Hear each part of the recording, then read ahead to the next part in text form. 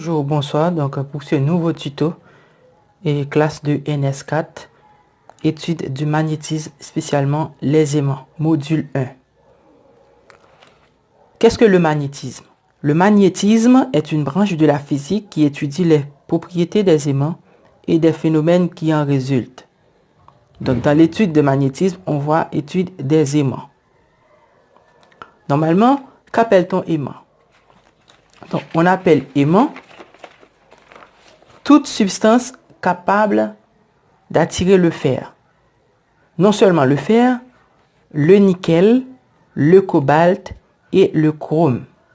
Donc, on appelle aimant toute substance capable d'attirer le fer, le nickel, le cobalt et le chrome. Donc, on a aussi l'acier. N'oublie pas que l'acier est une combinaison du fer et de carbone. Donc, c'est un alliage. Donc, cet alliage est attiré par l'aimant. Donc, les aimants se classent en deux catégories. Les aimants se classent en deux catégories, c'est-à-dire, on a les aimants naturels et les aimants artificiels. Les aimants naturels, ce sont des aimants qu'on retrouve dans la nature, et les aimants artificiels, ce sont des aimants fabriqués par l'homme. On entend par aimants naturels des échantillons de minerais de fer. On les appelle pierres d'aimant.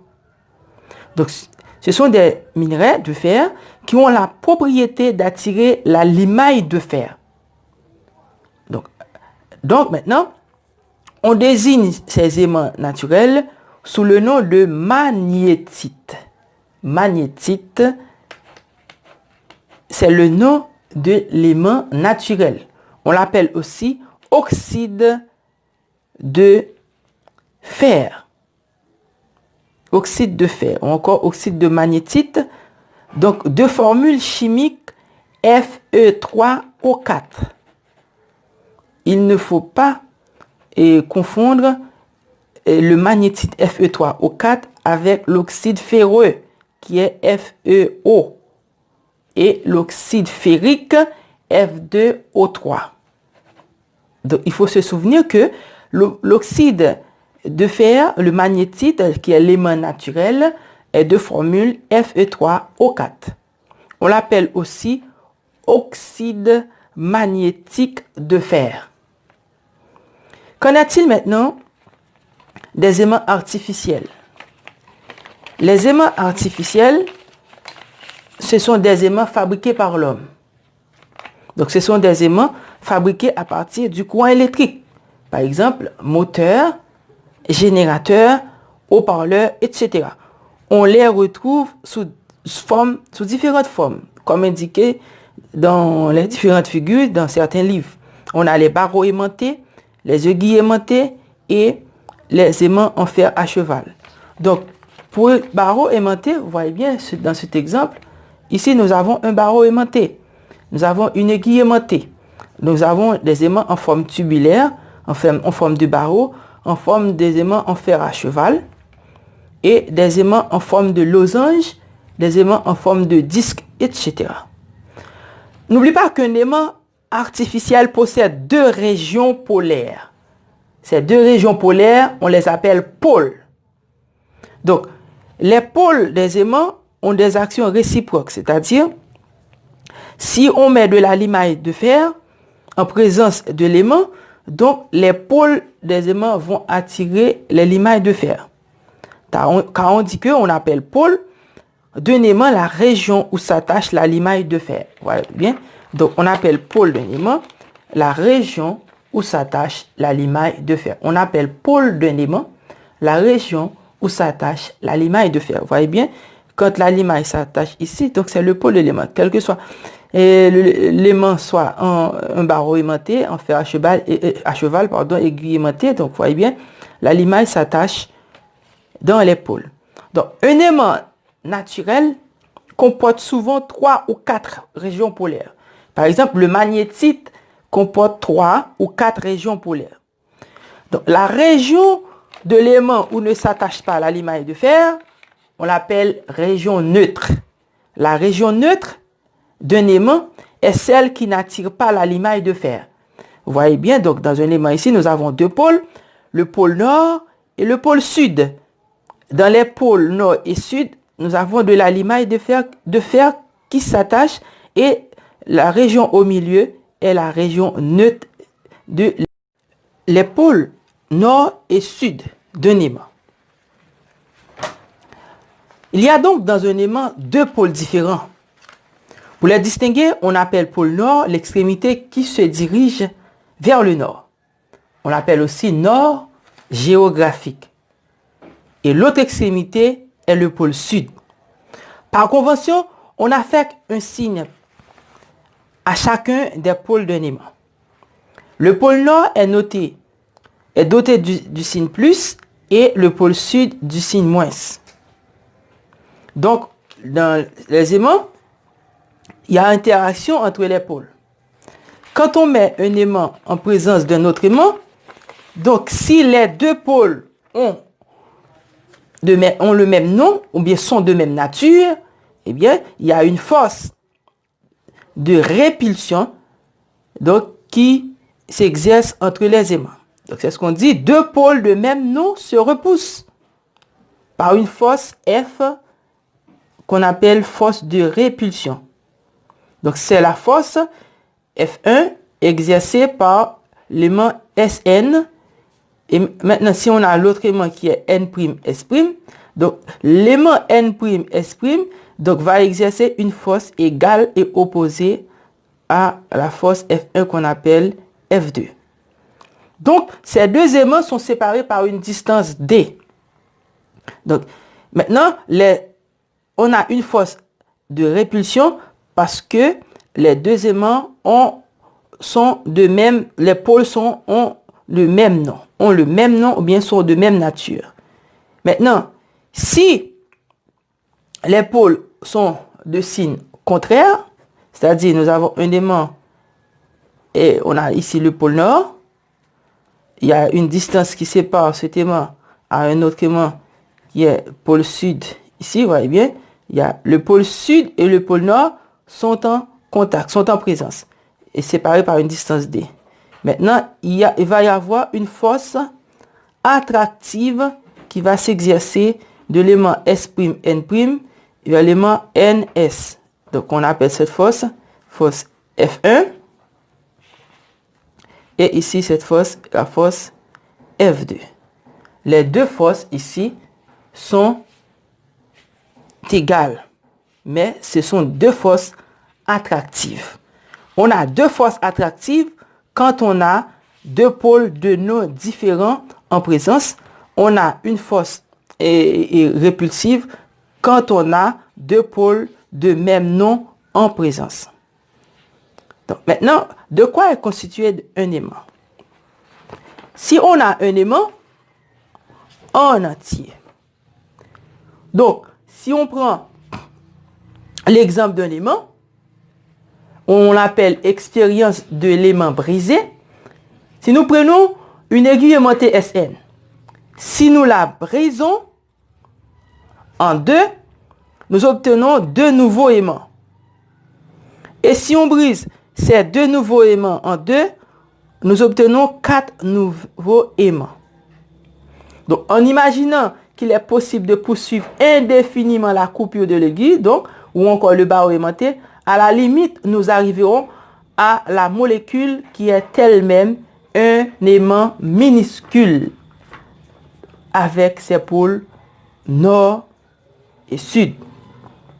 Eh bien, en juxtaposant les petits aimants, nous constatons la disparition des pôles intermédiaires et nous retrouvons l'aimant initial. Donc, si nous juxtaposons les molécules, nous retrouverons l'aimant initial NS. Ainsi, l'aimantation d'un morceau de fer ou d'acier n'est pas une transformation de sa matière localisée au pôle. Elle affecte toute la masse de l'aimant. Donc, si nous reconstituons les molécules, nous retrouverons l'aimant initial. Donc, l'expérience de l'aimant brisé montre qu'il est donc possible d'isoler un pôle d'aimant. Autrement dit, les pôles d'un aimant sont inséparables.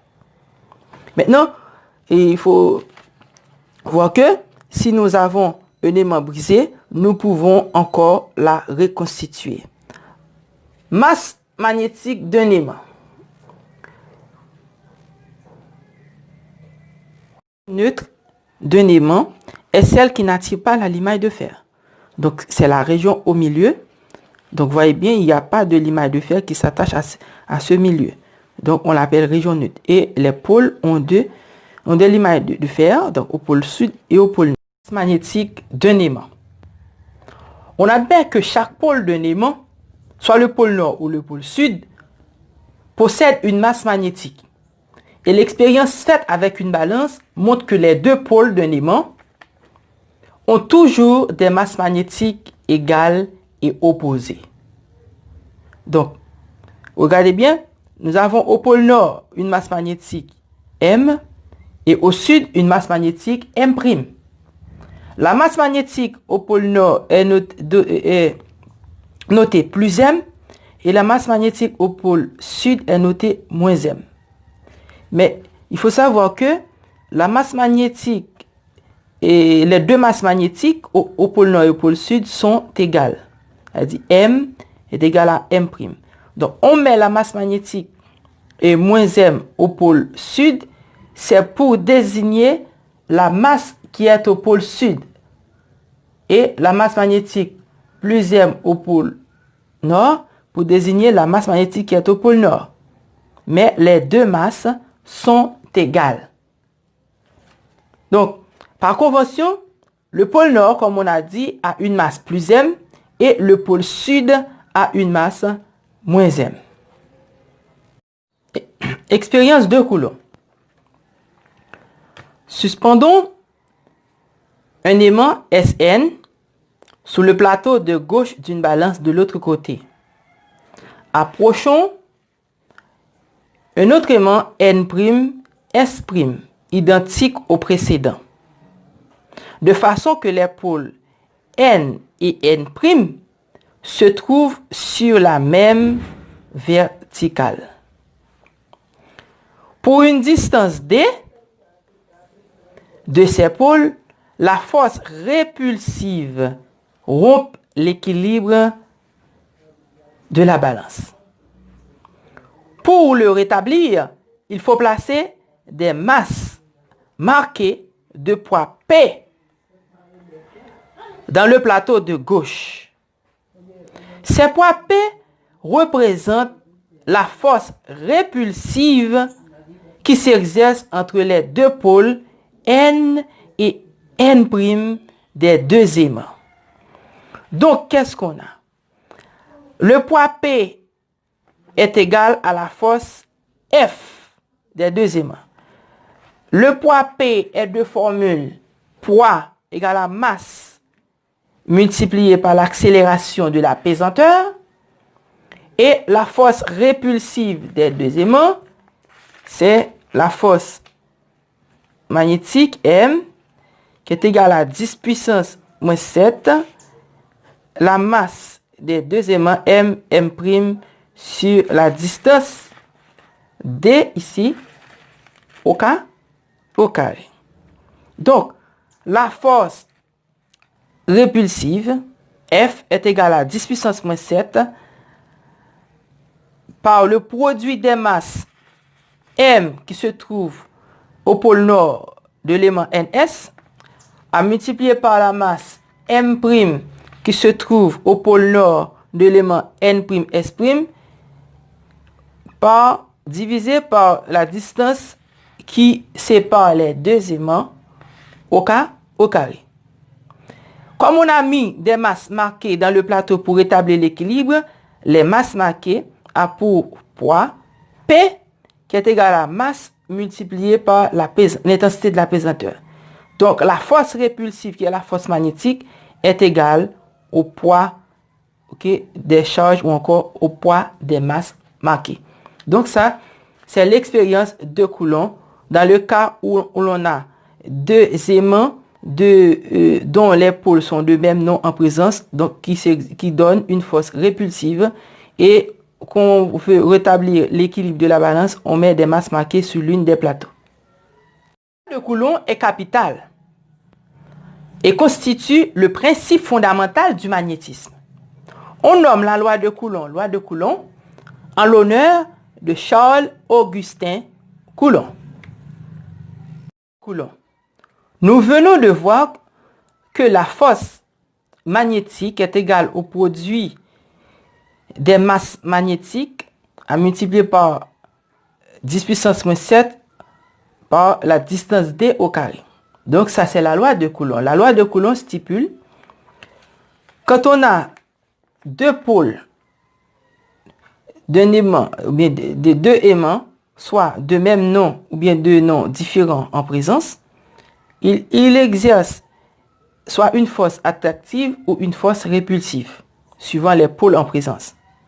Eh bien, la force attractive ou répulsive qui s'exerce entre deux pôles ponctuels, lorsqu'on dit ponctuel, c'est-à-dire on représente les deux pôles par un point, est proportionnelle au produit des masses magnétiques et inversement proportionnelle au carré de leur distance.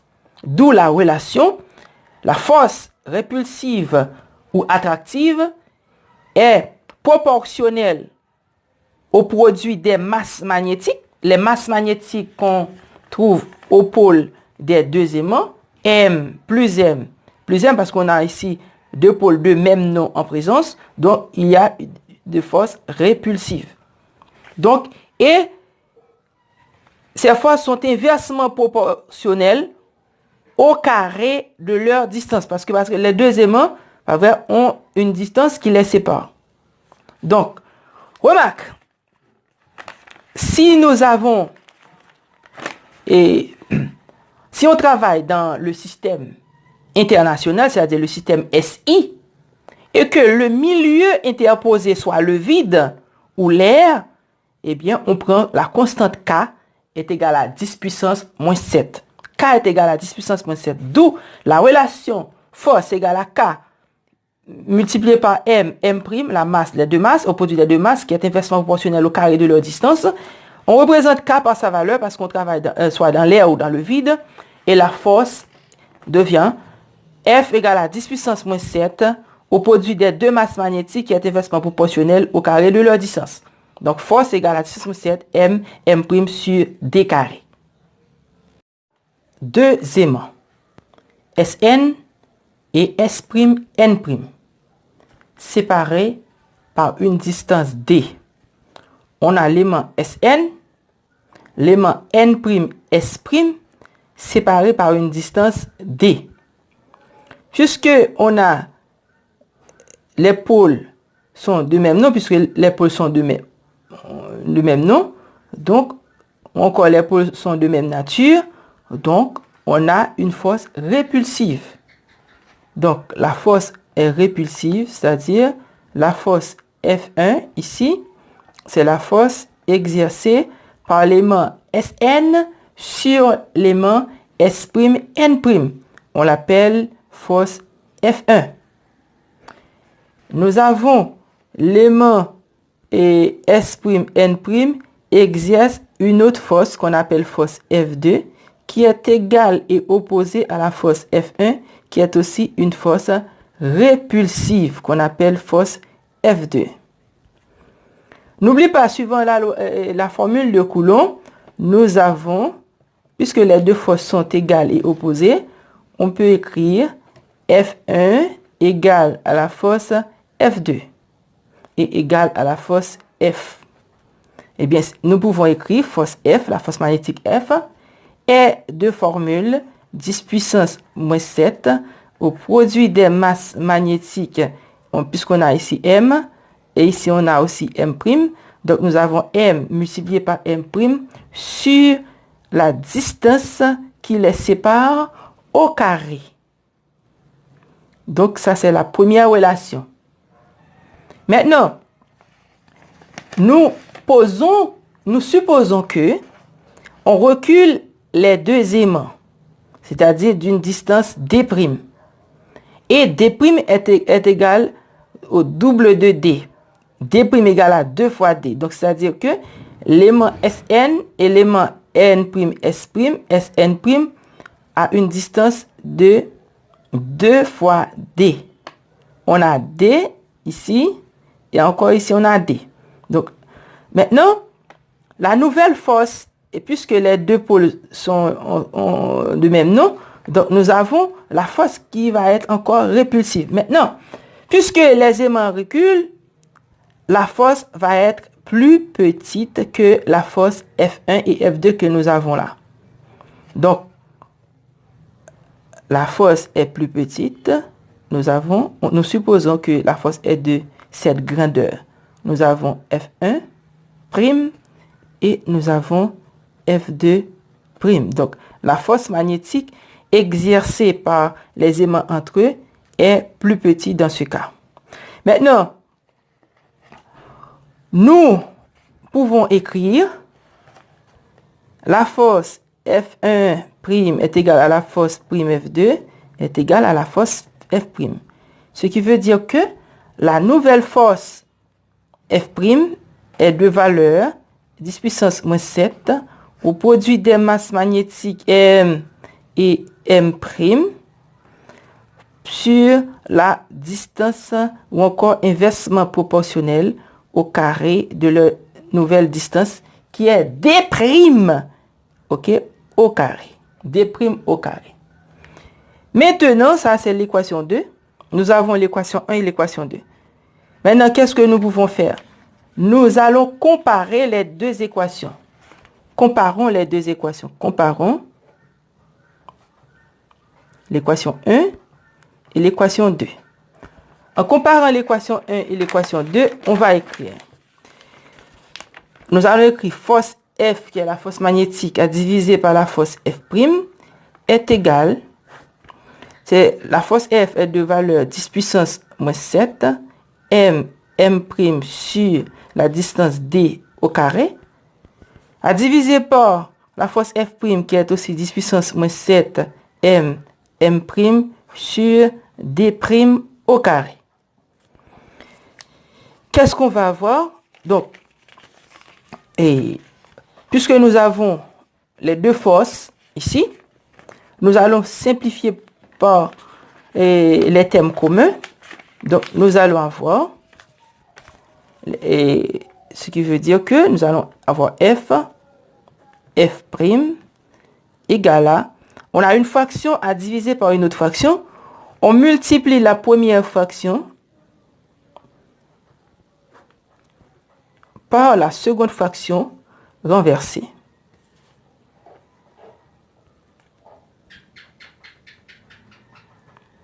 Nous avons ici les termes communs. On simplifie par les termes communs.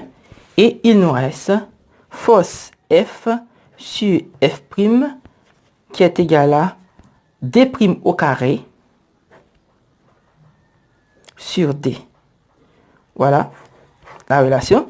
Donc la force F sur F' est égale à D' au carré sur D carré. Ce qui veut dire que si on fait produit croisé, donc on va avoir F' à multiplier par la force F' à multiplier par la distance D' au carré qui est égale à la force F à multiplier par D au carré. Voilà. Force F' multipliée par D' au carré égale à la force F multipliée par D au carré. Maintenant, ce qui va nous aussi donner F' multiplié par D' au carré égale à F multiplié par D au carré. Donc F' c'est la force répulsive du second lorsque les aimants sont dans la deuxième position. Et D' c'est la nouvelle distance qui les sépare. Est égale à F et à multiplier par D au carré. Regardez bien le schéma. Donc nous avons. Et quand les aimants étaient dans cette première position. Et maintenant c'est quand l'aimant est dans la seconde position. Vous voyez bien la distance D ici est ici 2 fois plus grande.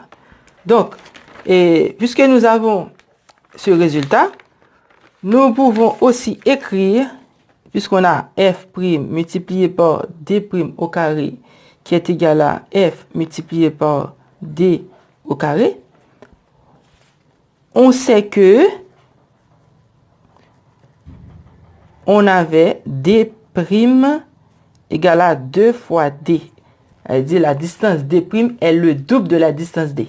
Donc, si on remplace la distance D par sa valeur, D' par sa valeur, nous allons avoir F' à multiplier par 2D au carré, qui est égal à force multipliée par D au carré.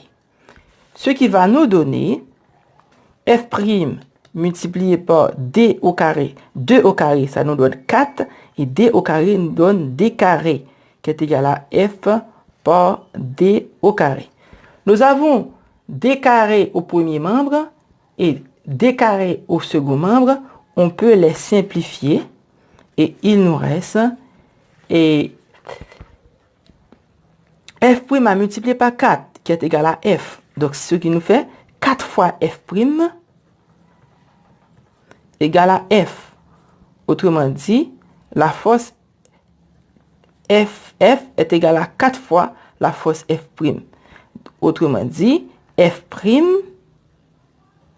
est égal à la force F à diviser par 4. Donc, quand l'élément est dans la seconde position, où D' égale à 2 fois D, la distance D' est 2 fois plus grande, mais la nouvelle force répulsive devient 4 fois plus petite.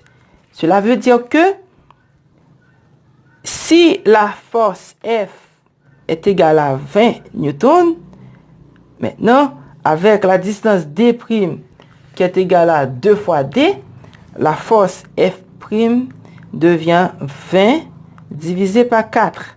Ce qui veut dire que la force F' est égale à 5 newtons. Donc, merci d'avoir regardé la vidéo, ce tuto. N'oubliez pas de partager la vidéo avec vos amis, le lien de la vidéo. Et abonnez-vous si vous n'êtes pas encore abonné. N'oubliez pas d'aimer la vidéo et de donner vos suggestions dans les commentaires. Je vous attends dans les commentaires. N'hésitez pas à dire ce que vous pensez, ce que vous n'aimez pas et ce que vous aimeriez qu'on fasse pour vous sur la chaîne. Dites tout ce que vous en pensez. Donnez vos suggestions. Alors merci, à la prochaine. N'oubliez pas de vous abonner. Bye bye.